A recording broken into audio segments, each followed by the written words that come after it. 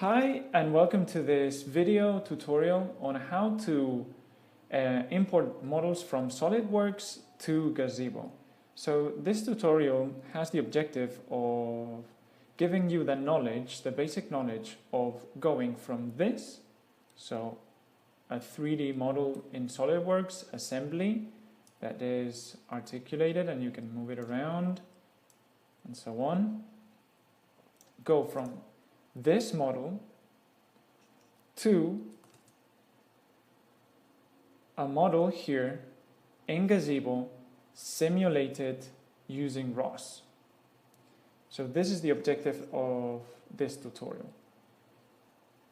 So let's get started. So the first things first. So you need a SolidWorks model. This is a SolidWorks model of a robot called Naro, created by ETH Zurich, and basically it's a robot fish. I selected this model and I created a model of this robot because it has moving parts, it needs customized shapes, so you can't use geometric shapes of any kind to build it. And also because it leads to maybe other tutorials about buoyancy and robots that float around. So if you're interested in those topics, please leave a comment stating it down below. And yeah, let's get started. So first things first. So we have this model and it's made up of different pieces, and I've assembled all the pieces by just inserting them here, selecting the piece, and then assigning relationships. So as you can see, we have different relations to make it move as it should. So if you're interested in that topic, please leave a comment and we'll do a special video about that. But basically it's making the relations so that you can move it as it should move the robot. So we have this pectoral fins here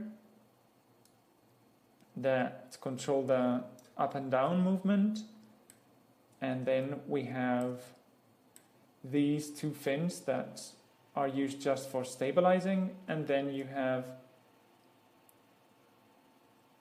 as you can see, the caudal fin, which moves the robot forward. Okay, so what's the first step? So the first step is, it should be import all these models, so individually, so this one, this one, this one, this one, this one, and this one, to formats that Gazebo understands. These are STLs and DAEs, one of those two formats.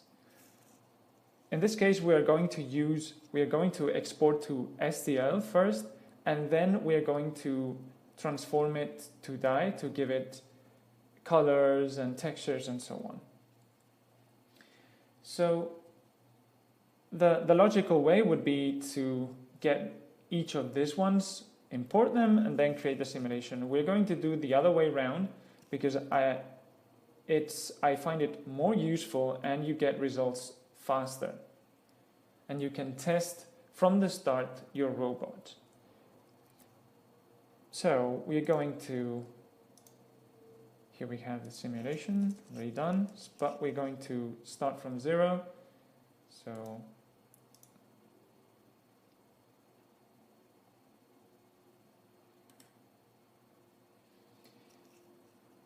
So the first thing is that I'm using ROS Development Studio to create this Gazebo simulation. Of course, you can do it locally, but I'm using this ROS Development Studio because it makes life easier and it's an online tool and has a lot more features that you'll see.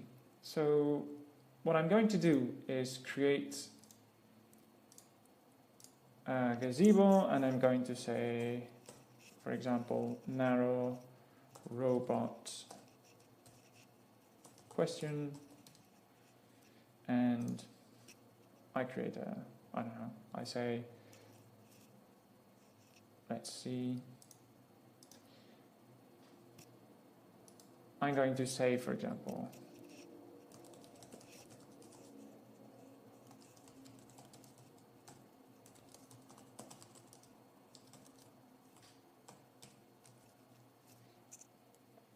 okay, and I create it. Okay, now we just launch it. And these, what has done is create a simple project that will launch and has the essentials to launch a simulation in Gazebo. So there we go. So what it creates is a package, a ROS package, with the basics inside.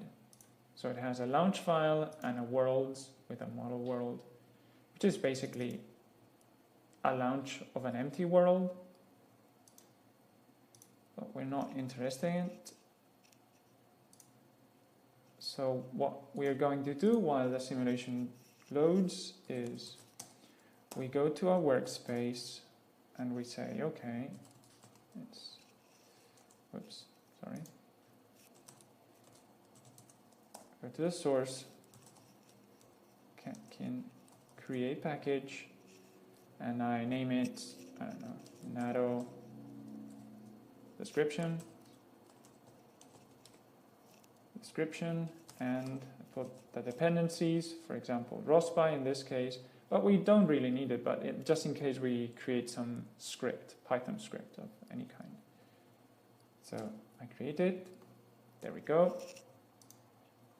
Okay, the simulation, the empty simulation is already loaded. And here, when it refreshes, we have a new package. So the first thing we're going to do is do a launch directory. As I said, this you can do it locally, of course. We are using this tool because it's convenient and fast. But all the things that you learn here are exactly the same in your local computer. Okay, so I have the launch, so I'm going to create my, I don't know, my main.launch. Okay, let's rename it because I'm going to main empty. For the moment, I'm just going to create an empty folder, an empty launch. Okay, so I have all the solutions I have here. I have it in a project here. So I'm going to get this empty and just copy paste it. So there we go. So just explain. So this is launching an empty world, and it's launching this fake ocean that we don't have from this world folder that we don't have. So that's the next step. Worlds, there we go, and we're going to create two files that you can see here. So we need two files, one, basically two worlds, an empty world with gravity and another one that doesn't have gravity. Well, let's put syntax here. There we go. Okay, so basically I've named boat and fake ocean.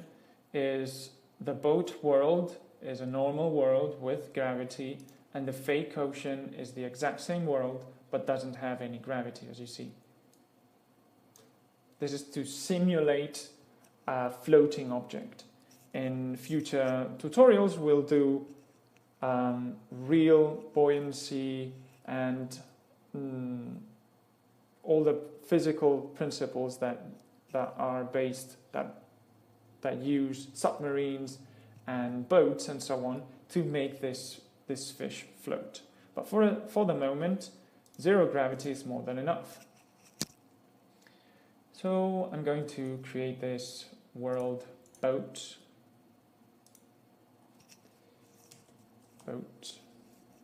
world. Yeah. Just in case I want to create to test the inertias and physical stuff that without gravity I can't test, or it's more difficult to test. And then fake ocean, the world. Okay. Once we have it, let's copy paste here. So we have the fake ocean, syntax highlights, XML, and then basically the boat is the exact same thing, but without that. Okay, so we can close it, and this, yeah. So we have the sun, the ground plane, and no gravity. So let's test this. I'm going to go here and say, yeah, ROS launch, nano, description. Whoops, I think it's better if I change this like this. Much better now. ROS launch, nano, description, and then main empty launch. If it doesn't autocomplete, then something is wrong, and there's something wrong when you created the package. Okay. Yeah. Okay. So I don't need to launch it here. Locally, you should kill the Gazebo, then launch it again, and so on. In ROS Development Studio, you just go here and say, hey, I want my main empty, and I launch it. That's it. If I want to see the errors, messages, I just go here and see what launching errors or messages I have.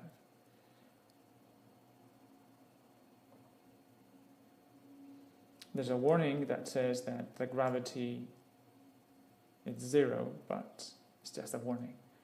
Okay. So let's test that there's no gravity. Okay. There we go. Yep, it works. Okay. So I'll save this just in case. Perfect. And then next step. So the next step is, once we have the world, let's create the spawning and the URDF of the robot. So here we'll have to explain some things. So as you can see, I have 2 URDFs. The URDF is the file that describes the robot, basically. Where are all the joints, where are all the links, and all the elements and sensors. I have, as you can see, 2. I've created 2. Why? Well, I highly recommend you that when you create a new robot, it's very useful to generate a very simplified version of the robot to see that all the controllers work, that the joints are more or less where they should, that the scale is correct, and so on. And also, because if you have a very, very slow computer, you may want to execute this and to make all the tests and then execute the final version with all the meshes. That it's more CPU intensive, just for the demos and but for all the tests you can use the geometric, because in physics, more or less, it's the same thing. So let's see. So we're going to create this. As you can see, it's a very long one, but we're going to do it step by step, by chunks, let's say. So the first thing is that I'm going to create a URDF folder, and inside it I'm going to create this narrow geometric. So narrow geometric, oops, sorry, geometric URDF. There we go. Okay, so now I'm going to just Control C and I'm going to paste it here. And then I'm going to select XML here. Okay. So we have the whole URDF here. So I'm going to just put the first part. Yeah, let's remove all this. There we go. Okay.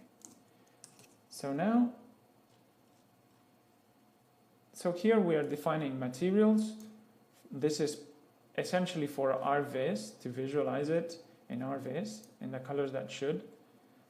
The colors that you'll see here are the Gazebo colors, the Gazebo materials. So it's the color that you put here. Yeah, it's not the color that you put here. So let's talk about.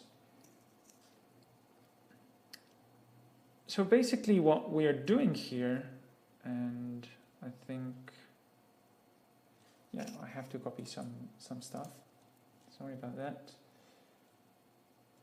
I got carried away. Okay. This is the most basic robot that you can have. So you have two links. You have the base link, which is the first one in the TF3, let's say, the origin, the parent.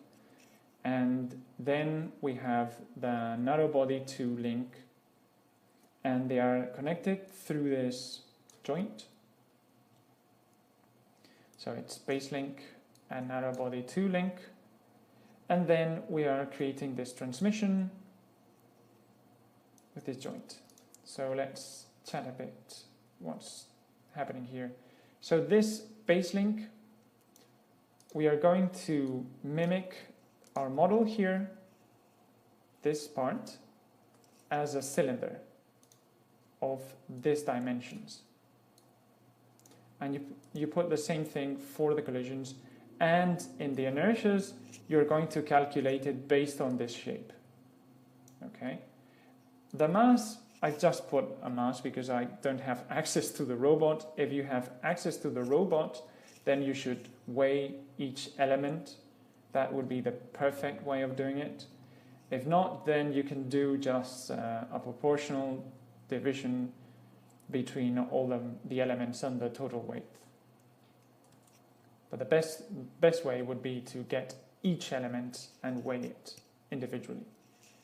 Okay, so you have the basic link that has these dimensions. So, and you say, hey, how do you know these dimensions? Well, first of all, the dimensions of this robot, of course, I don't have access to the real robot, so I can't know the dimensions that it has. I could make a guess. But in this case, I've just maintained the proportions, and that's it.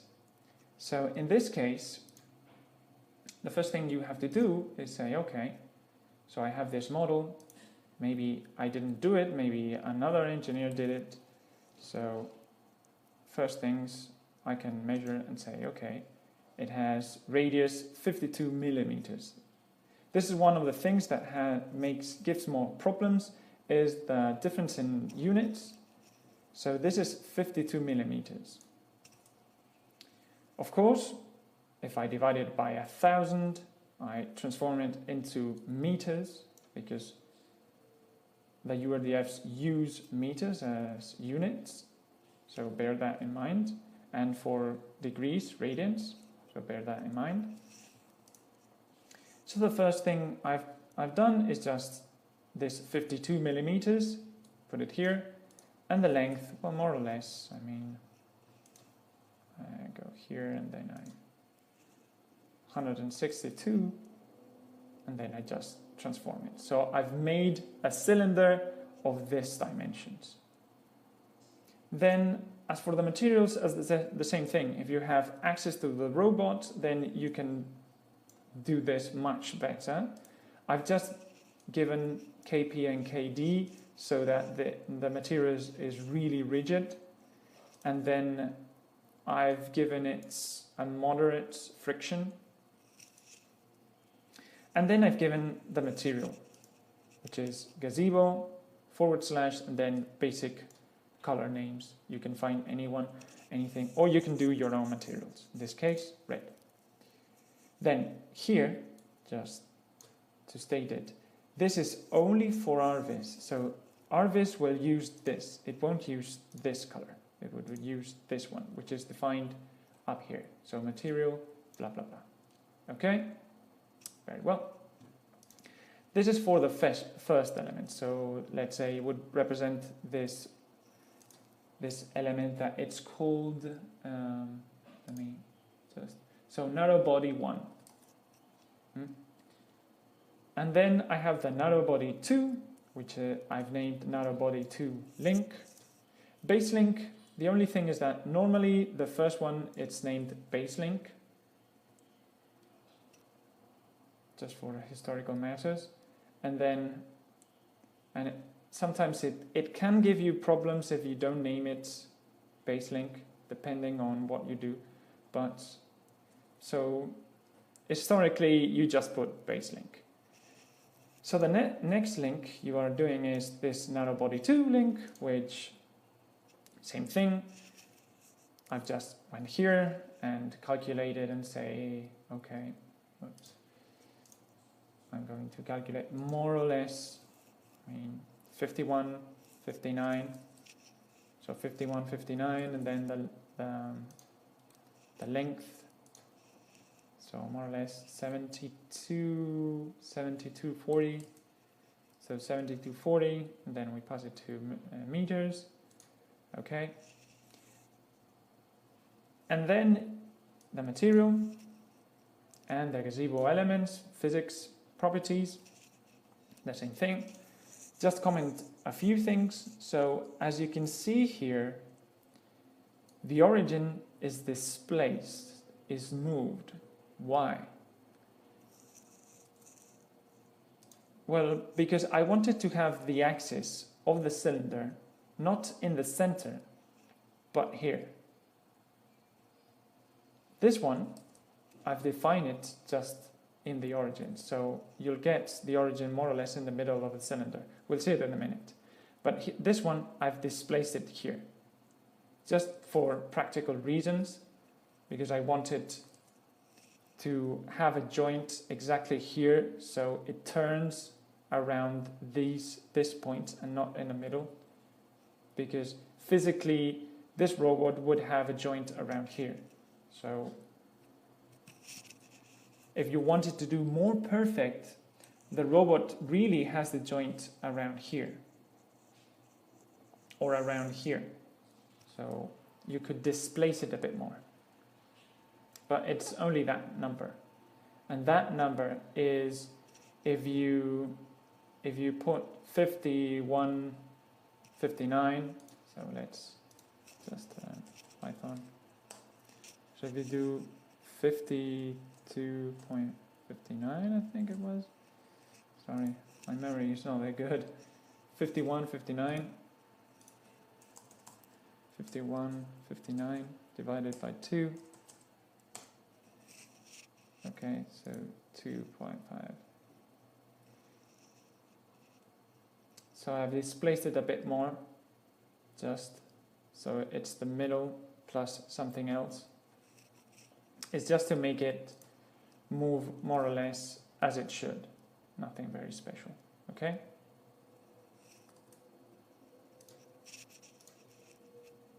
And one last thing before the joint. So I know it's slow, but afterwards we'll go much faster. So to calculate this, one of the tools that we give here in ROS Development Studio is ROS Run Spawn Tools inertia calculator. So you have a basic shapes inertia calculator. So I say, hey, I want a cylinder of radius, I don't know. So I want a cylinder, so number 3, mass 0.2. What more? Let's do, for example, the base link. So 0.052. So, no, sorry. Whoops. So let's do it here. It will be easier, and I'll be able to have it opened. So ROS run spawn inertia tools number 3 mass 0.2, and then you have 0.052, 0.052, and length 0.162. Then it gives you that calculation. So this is based on basic formula of basic shapes, but it's very useful here because you have just to copy paste and that's it. So you copy X and Y here and then the Z, and that's it. Okay, so finally we have the joint. So the joint is the base link and the narrow body 2 link, and you have the origin and you displace it, and then I put the limits. In this case the limits of it's 0.2, the effort maximum and speed that it will have, and then the axis. In this case it's the X axis, so that it turns correctly. Okay, so this is the narrow geometric URDF. So now we have to create the spawning script. So the spawning script is, let's have a look here. So this is the basic spawning script that activates all the controllers and all the stuff. So let's have a look.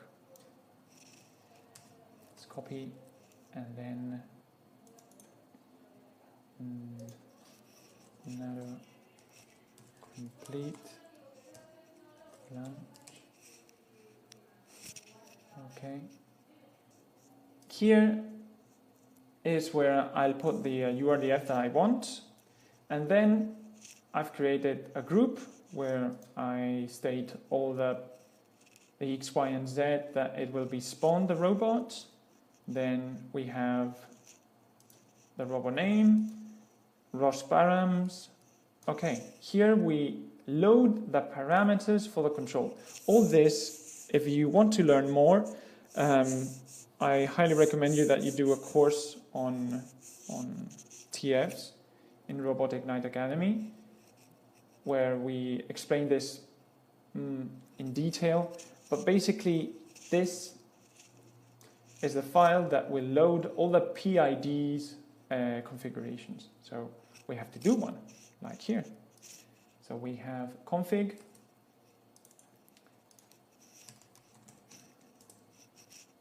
and narrow control, narrow control, I don't know if I spelled that. Okay, and here we have the control. Okay, I select YAM, and for the moment we just use this one. Okay, so you say, what's this? Okay, so let's go to our narrow geometric. Our narrow geometric has this narrow body 1, narrow body 2 joints, and this is connected to this transmission to a motor using effort joint interface And this joint is the one stated here. Here we have the values of the PID, and we're using a joint position controller. Okay? So all this is more or less loaded here. More or less, no, it's loaded here. And then once we have this, we load to the Nano robot description parameter the URDF robot file that we stated here. And then we spawn it. So we spawn using the package Gazebo ROS spawn model, and we say it's a URDF. We put the X, Y, and Z and roll, pitch, and yaw to position the robot the way it should, and we use the narrow robot description. Okay. Once we have it, we start the robotstate publisher. This will publish the TFs of the robot, and that way we'll be able to see it in our viz. And finally, we activate the controllers. So in this case, we only need the first one because the other ones won't exist. And there we have it. So once we have all this, we're going to create as the same thing I've done here.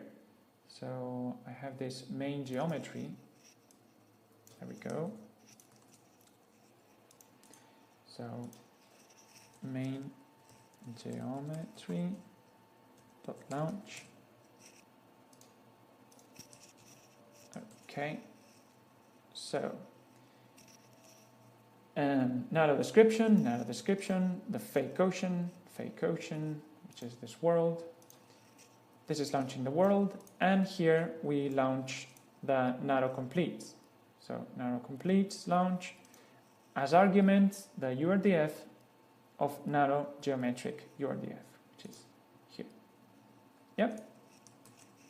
Okay. So now we just have to launch, I think, if I haven't forgotten anything, which could be. So let's see here if there's something, an error or anything. Okay.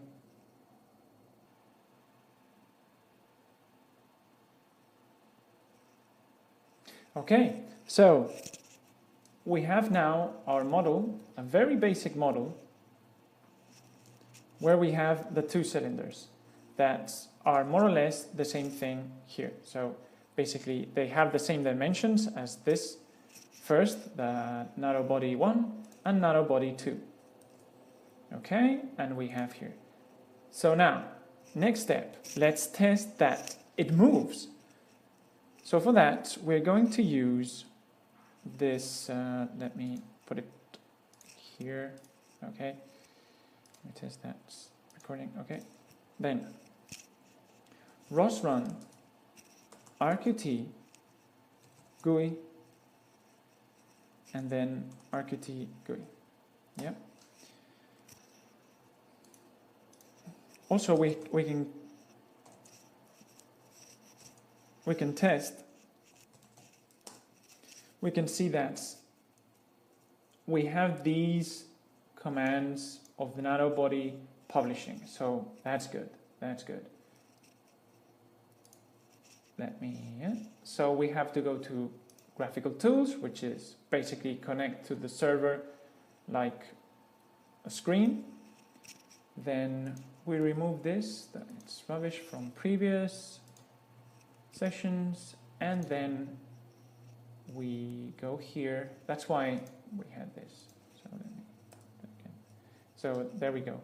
This is just because I had it there from previous sessions. So now it's much cleaner. So we have the controller of this joint, and we have the joint states and the TFs, which will allow us to see it in our viz, but step by step. So the first things first. So let me refresh this. Okay. Okay. There we go. 100 Hertz publishing speed. And then what I'm going to do is put sine I divided by 200. Okay, so what's this? This is essentially I is the time, and then 200 is just to divide it so that I get sine values that are a bit coherent. Okay, so we have a robot here. So let's activate it. There we go. So it's moving. Fantastic. And it's moving as it should. So in this axis, it's moving. Perfect. Fantastic. So we can now launch, for example, rvis. So ROS run rvis.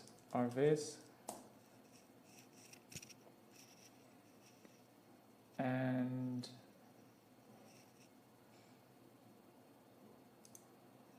there we go. Okay, then I'm going to close this, fix frame, select one, base link. Okay, and then I'll add some models. My robot model, let me see, robot model. There we go. Very simple one, but there we go. We see that it moves. When it moves, perfect. And then we go to the TFs. There we go. So here you can see where the joint is, where the axis is. You see? As you can see in the red one, which is this one, the first part, it's in the center, while this one, it's decentered and it's just at the start, at the base of the cylinder. Okay, perfect. Fantastic. So we can save this configuration, so save config, and we go to our workspace, source, now, and we create a folder, rvis config, okay, and we say nano. That way we don't have to port this every time. Okay. So there we have it. So now, well, now it's more of the same thing over and over again. So what I'm going to do, because otherwise it will be tedious. So you have to do exactly the same, but with the other elements. So you'll have to go to here, state all the positions, all the dimensions of each element, and create these cylinders or shapes. So for example, these kind, the fins, I've used in this case a cylinder, a very flat cylinder, and this ones I've used just boxes. You'll see just in a minute. So we have to do this, we have this joint, so we need this joint and this other joint, so that you can move it around. And then we have to do this joint here and the other one on the other side. So that you can move it around and direct the movement of the robot. So I'm going to go to my scripts here. I'm going to go here and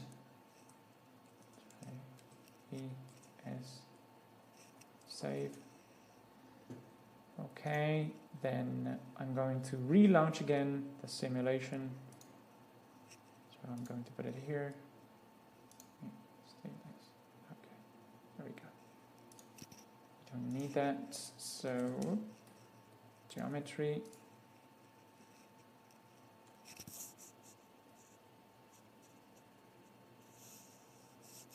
Oh, but we didn't change some stuff.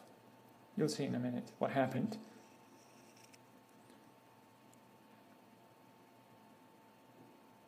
Okay, so we have the robot, but what we don't have are the controllers. You see, here in the Gazebo launch logs, we see that only we have control over this joint. The others don't have any control. So what do we have to do? Well, we have to change two things. We have to go to the config and add the ones that we want. So let's go here. And there we go. Just give me, so that's correct, yeah. And the other one is, exactly, we need to put it in the complete here. So let's go to the complete.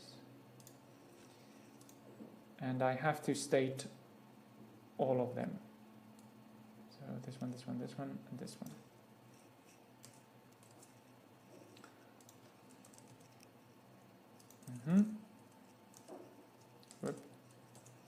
Okay, so as you can see here, this name is also this name. Yeah, so you have to state narrow. Why do I have to do this narrow? Just because it's in the namespace. Okay, just because of that. So narrow, this one and the other one. Okay, so just going over all the system or just special parts. So I think one of the most special parts here, for example, the fins. So this fin and this one, because they are fixed, we have to do a fixed joint. While, yeah, so you just state fix, then the position orientation, and that's it. We've used boxes for that. That's why you see them like that. And here, the caudal fin, it's just a very flat cylinder. Also, I've displaced, so let's go to the pectoral fins is here. It's revolute, and it's a box also. And then let's go to the caudal. Yeah, this one. So as you can see, in the caudal fin is displaced. This is because we want it to turn around this here. We don't want it to have the origin here in the center, but here. So we have to change it. Okay. So now I'm going to relaunch again.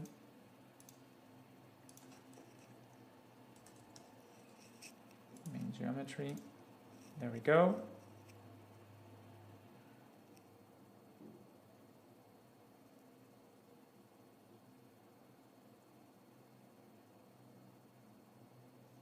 As you can see now, it loaded all the controllers.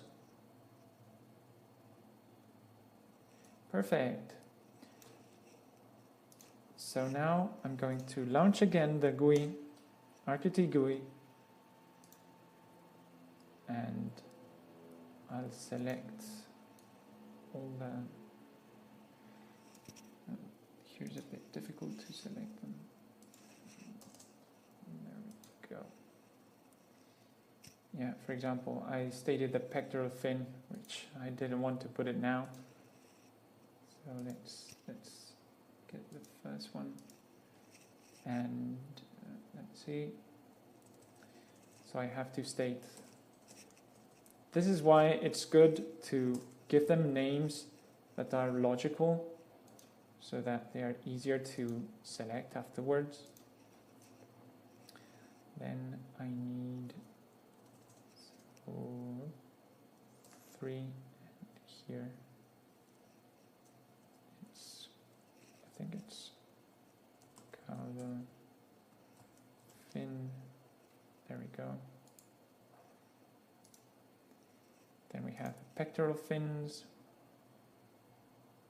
Oh, sorry. We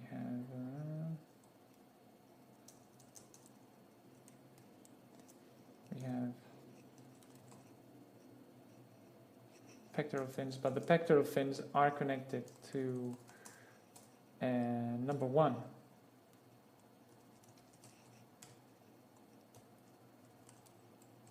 pectoral fins, left and right. So this one, I suppose, is the left, exactly. And then I'm going to go to the right one. Right, there we go. And I just have to copy. This is the simple way of testing that your system is working. Of course, you'll have to do, it's better doing this by script or even with plugins. But in this way, you can test if you created the correct model. So there we go again. And okay, we have it here, and we activate it. And there we go, we have the narrow swimming. So all the joints are moving. And because we are giving a sine value, it moves in this more natural way. Oops, sorry. And I have to check that the pectoral fins, which are these ones, turn. So this one turns, and the other one, whoop. I have to check that this one turns also. There we go, perfect. So now we have a simplified but working model of our robot. So now the next step is just replace this element by the meshes. Yeah. So, and here comes the more cumbersome, well, maybe it's the other part that it's a bit complex, but step by step it's really easy. So, first thing, I need a folder here which is called meshes, and inside this folder I'll put all the meshes. Okay, so how do I go from here to the model? So the first step is, so you can do it in two ways. One is go to Files and then Save As, and then, oh yeah, okay. And then if you're in assembly and you select STL, it will convert all the models to STL one by one. Okay. Then if you go to Options, select ASCII, it gives less problems. Also you can change the units with importing units. You can also change the resolution. So you can put it more or less, I have it more or less in a high because I want it to look pretty, let's say, but you can put it in high quality or fast. This will make it much faster and it will be less intensive for the system that simulates. So if you don't care of them, if it's not very nice, then I highly recommend you to use this because it will go faster and you'll concentrate on robotics, which is your work. I just have it like that. Okay. So you can change some settings. You can put here, you can select Save Components in one only file, which is good if you want to 3D print the whole element in fixed, let's say. In my case, in our case, that's not an option because we want each element separated so we can articulate it easily. This is one option. What's the problem of this? The problem of this is that it will import with the displacements. So it will export, sorry, with the displacement. So this fin will be displaced from the origin all this distance. So another option. The other option is open each element and then export it. So save it, go here, STL, and then save it, as you wish.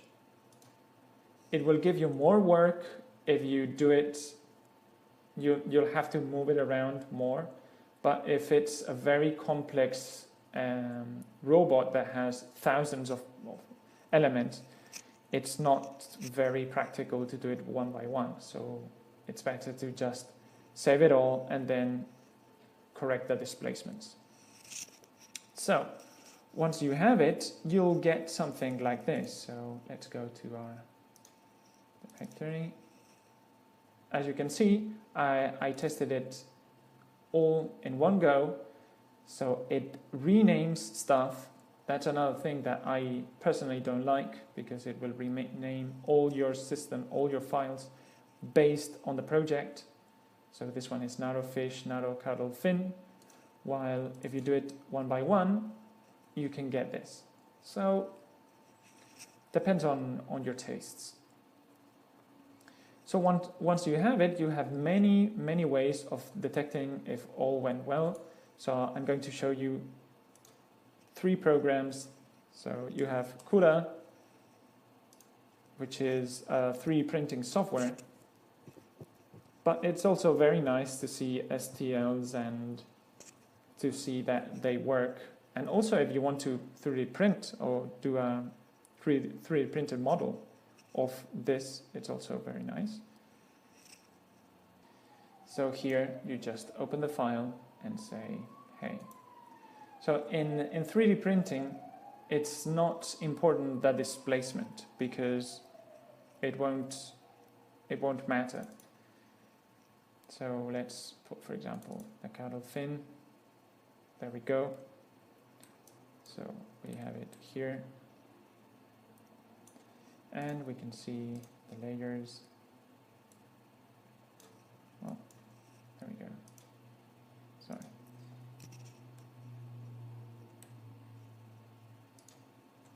Oh, in this case, it's not fitting in my space. Let's get something, I don't know, this one, for example. Let's delete model. There we go. So you can see the printing process and all the shapes inside.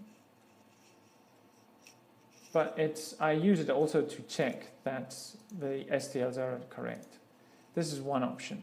Another option is Meshlab. Meshlab will allow you to clean up meshes that for some reason didn't export, sorry. So I'm going to import the mesh, and let's, for example, export the body one. Okay. It also cleans up stuff, so it's nice. And you have it here. It also allows you to import other meshes, for example, I don't know, the caudal fin. Yeah. And you can see them side by side. But it's basically for cleaning up and so on. It's really useful for that. But the best one is, and the one we're going to use, is Blender.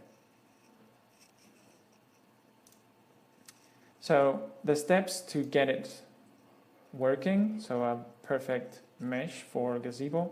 First thing is remove all the stuff.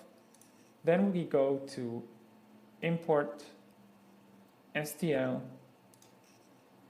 Then we go to our STLs. And let's do it first. This one is, I've exported that one, just saving the whole project.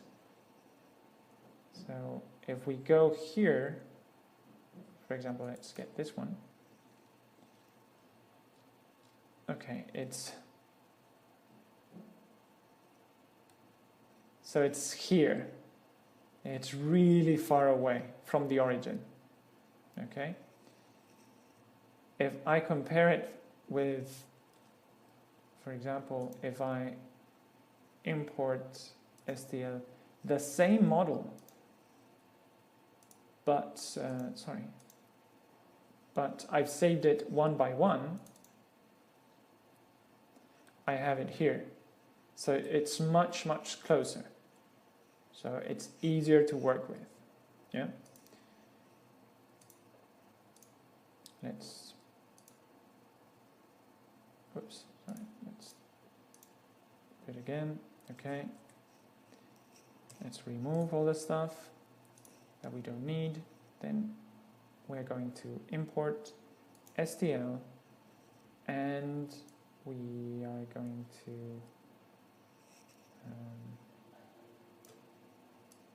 desktop, no, one by one.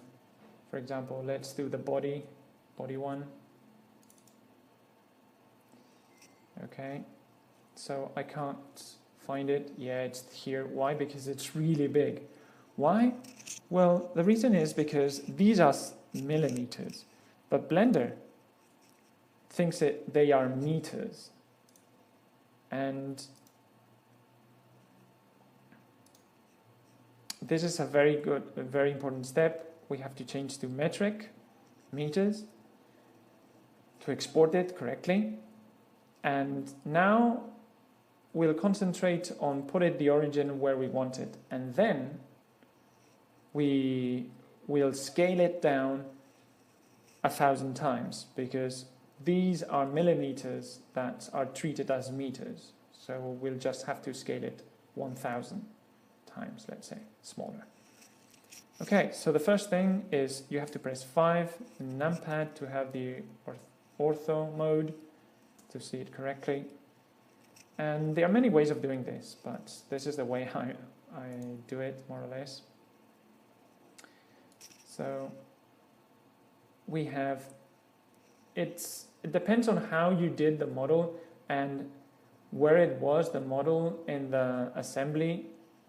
You'll get different origins, so I'll just teach you how to do it with this scenario, which is the worst scenario that you have, which is totally displaced.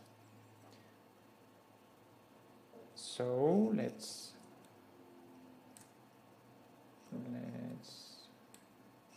put it like this. Let's press G and, for example, Y. G and Z to move it just here. Then GX to move it just in the X axis. Okay, then I zoom in and I'll G Z to move it around. Okay, and I'm going to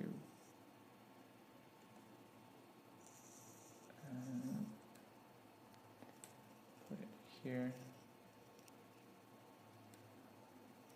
You have to look for references to see what's the center. So let's say this one, GX. Some shapes are more easy than others to do this.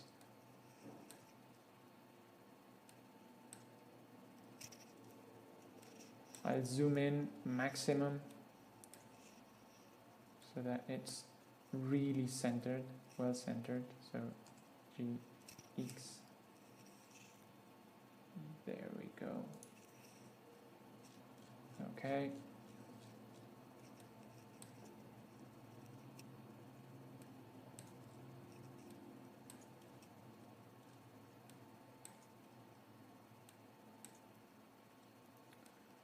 There we go. GZ.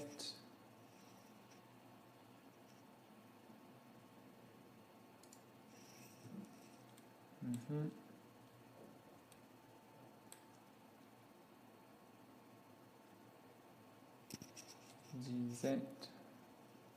Okay. So now basically we have the model centered. Yeah? Okay, so the next step is you have to select all.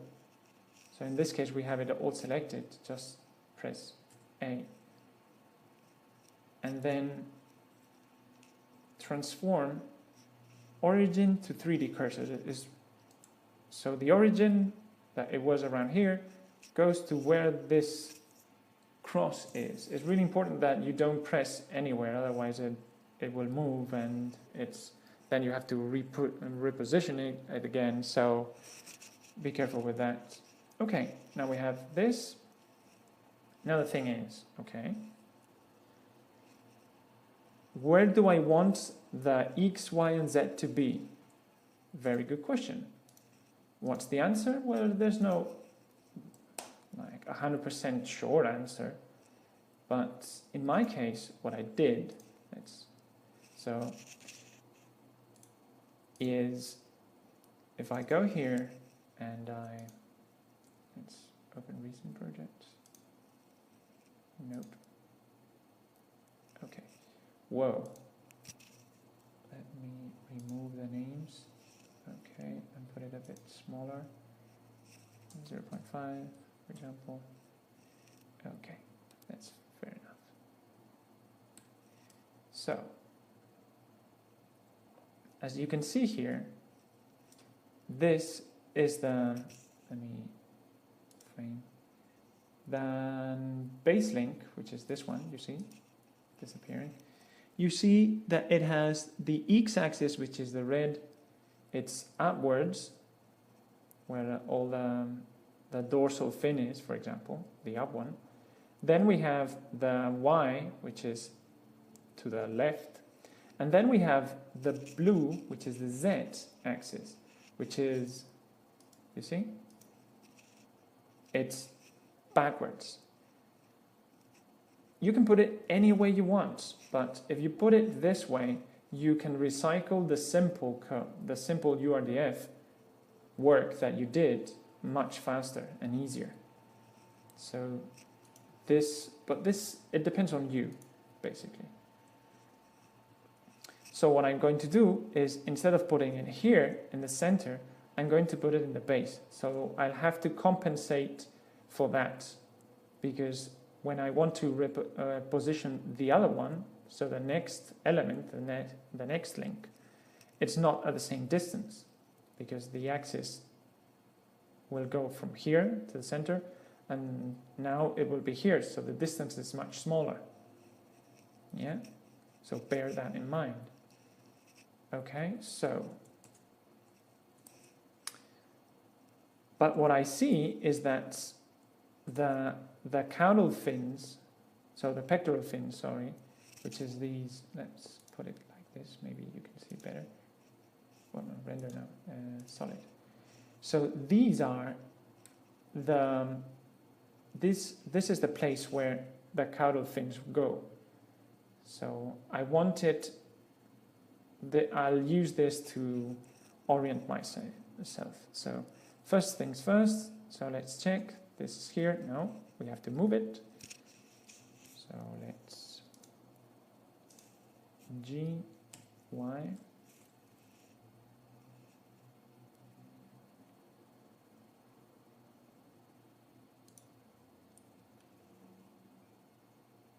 Okay, let's use this to position it correctly.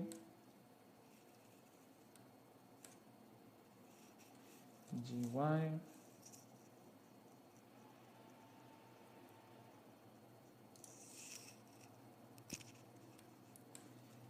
I think it's okay now. No, it's a bit displaced.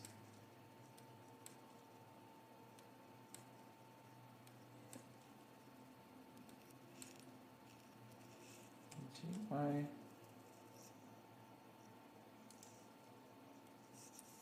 And you say, well, these displacements are important. They are important because having a model displaced can make it move totally different. So it's important that you have it correctly. And then you have to update the origin. So again, transform origin to 3D cursor. Okay, now we check, and now we have it, yeah, more or less correct. Well, no, we have it, here it's okay, but here is displaced, so we'll have to move it.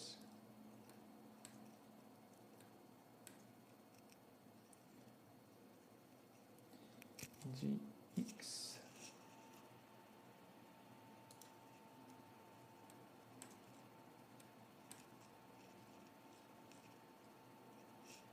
GX.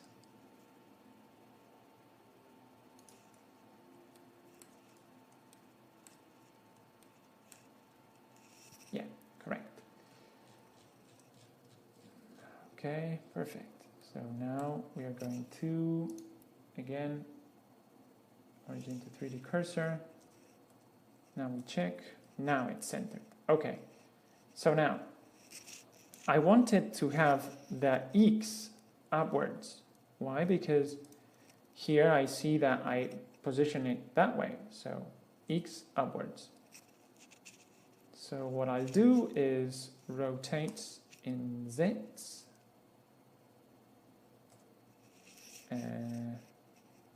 90 degrees minus 90 degrees.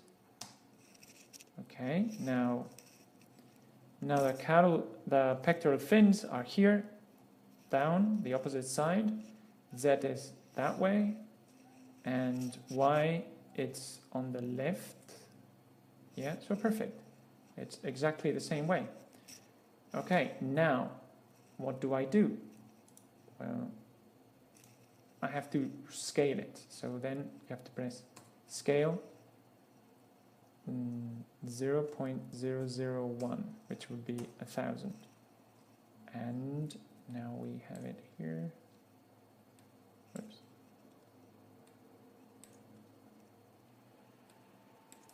Okay, there we go. And finally, what we do is we add and we put a material. We add a material, and then we put a color. For example, let's put it different, blue. Yeah, that's it, blue. Yeah. You can put any material. I mean, you can change this also. The reflections, you can put different color reflections. For example, I don't know, like that. Okay. And now, final step, export Collada. Then we're going to put it desktop here, guys. I have them already done here. So I'm going to body 1 version 3, for example, and export. Okay, finally. Now that we have it, we just have to put it here. So let's load all the meshes, because otherwise it will be. So let's upload files. I'm sorry. Upload files, and I'm going to select here the dies, and I'm going to upload the ones we are going to use. So the caudal fin down,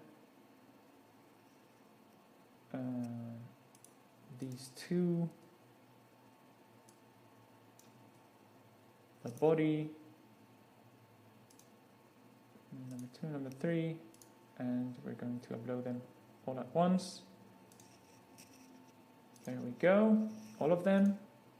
And now we're going to create the narrow. So C, new file, narrow URDF, create, we save it, XML, okay, and we have to change the body 1 and let's go for it here. There we go. Okay, let's save just in case.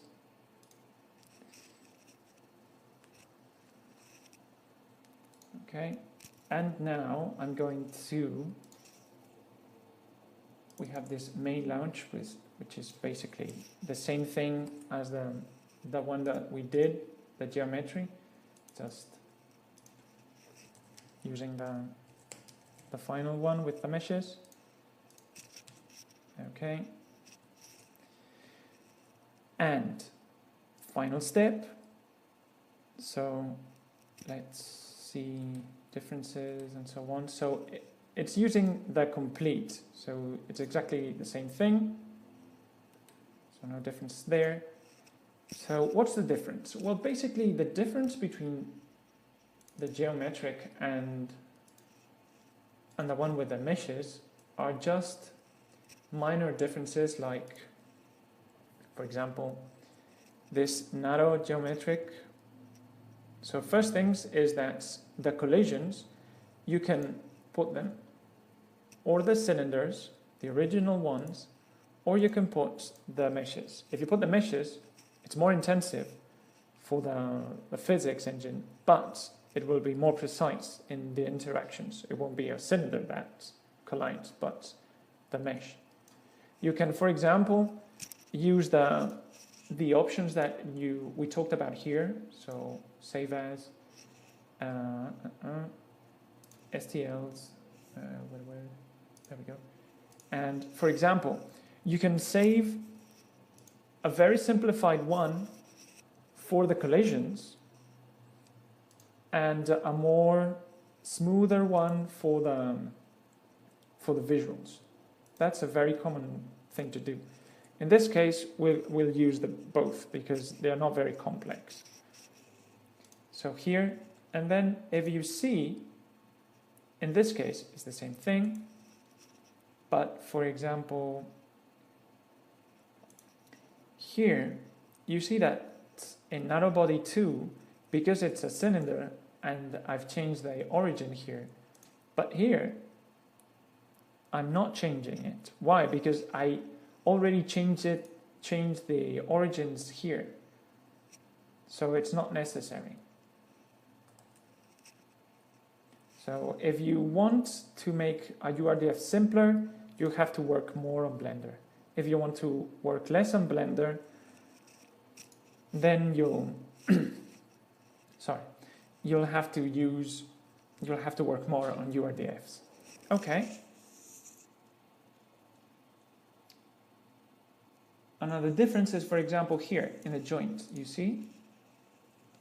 In the joints, here, the displacement is much bigger. Why? Because the origins are in different places. So just memorize that the origin of this one is here, and the origin of the blue one, so nanobody 2 and nanobody 1, the base link. And when we change it, you'll see that it's totally different. So this one will be here, and this one will be in the same place. Yeah. Okay. So I think it's more or less the same thing. So you have to compensate for the slight differences, the differences of the export.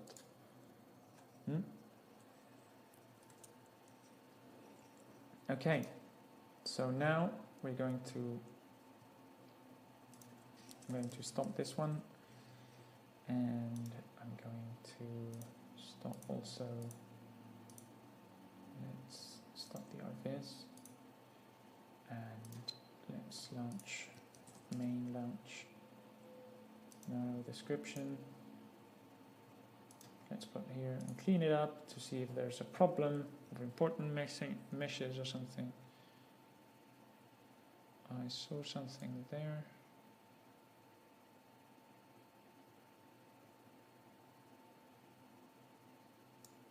Okay, so I think there's something that we didn't change. I didn't change there. Yeah, you see, so now we have our super custom color one there, and I think it didn't because I didn't use the one that I should have used.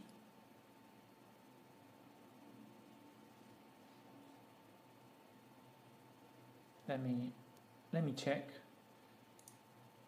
So it's the upper fin. Sorry, up.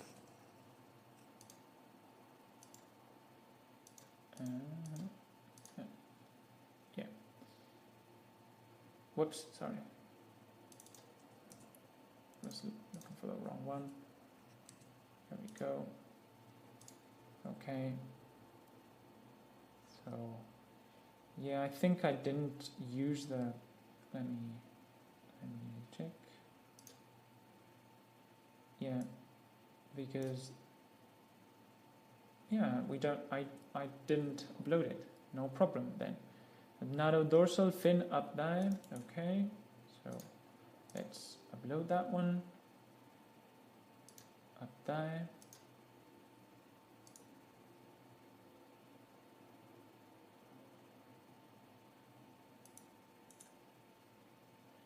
Let me check if I had a newer one.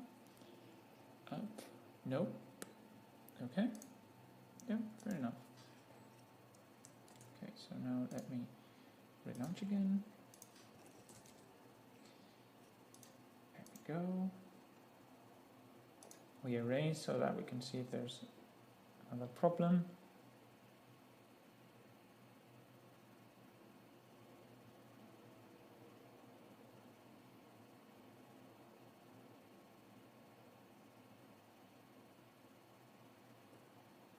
Okay, well, we have this.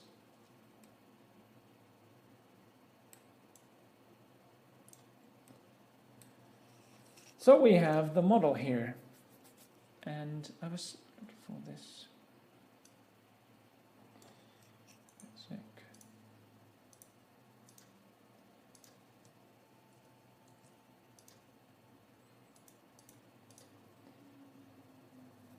Oh, yeah. Okay, because I didn't change it. Okay. That's why you have to check the messages. So I didn't change the collision one. So it won't have any collision now. But now it should go correctly. Let me go here. Let me clean here again. Okay, fantastic.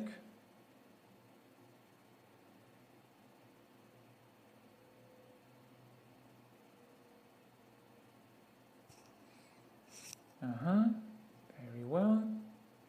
Now we have it. Everything. Yeah. Okay, let's move it around.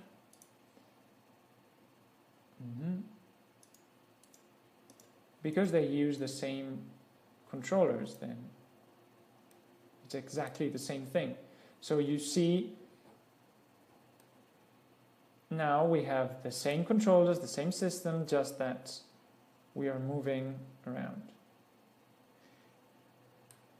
Just see that, for example, in this case, this is something that you have to bear in mind, is that this fin and this one move differently, because to make the importing easier, I made a copy of this one symmetric. This way it's much easier to, you don't have to rotate it in URDF. And I did all these rotations in Blender. But on the contrary, you'll have to bear in mind that the axes are slightly different. So when one turns up, the other one turns down. So when you control it, you'll have to bear that in mind. But like in any other control system.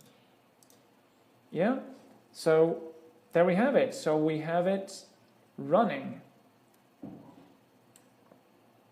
So one last thing, if we launch our viz,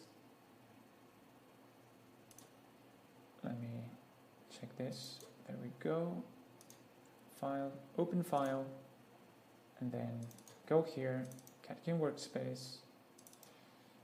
There we go, and RVis. Nope. Okay, perfect. So let's disconnect all this, otherwise it's a bit more, so we can concentrate. So we have this one, and then we have the body. You see, now the axis is the base one is here, and the other one is here. So that's because when I export it, I placed the axis here in this orientation. Okay, so that's it. Next steps. Well, the next steps are adding sensors and so on. If you're interested in that, please leave a comment down below. And also the next step is creating a world that's where this robot is floating really by physics, not because there's no gravity. Okay? And that's it. I hope it was useful. I hope it's useful for you to import your models from SolidWorks to ROS Development Studio or Gazebo in general. And that's it. If you liked it, give a thumbs up, and see you soon. Bye.